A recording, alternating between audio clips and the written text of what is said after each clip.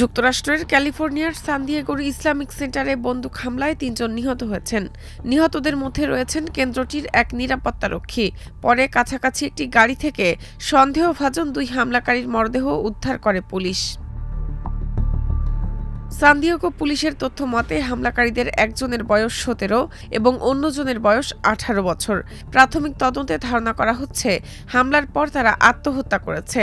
ঘটনাটি বিদ্বেষমূলক অপরাধ হিসেবে তদন্ত করা হচ্ছে।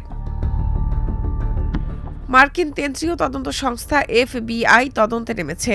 সংস্থাটির কর্মকর্তারা জানিয়েছেন, ঘটনাস্থলে পুলিশের পক্ষ থেকে কোনো গুলি ছোড়া হয়নি।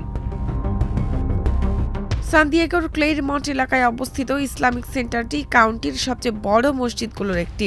একই কমপ্লেক্সে রয়েছে শিশুদের ইসলামী বিদ্যালয়ও। স্থানীয় সময় সোমবার জোহরের নামাজের আগে এ হামলার ঘটনা ঘটে।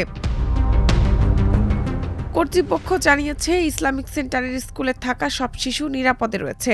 ক্ষতিগ্রস্ত পরিবারগুলোর জন্য সহায়তা কেন্দ্রও খোলা হয়েছে। ঘটনার বিষয়ে অবহিত করা হয়েছে যুক্তরাষ্ট্রের প্রেসিডেন্ট ডোনাল্ড ট্রাম্পকে।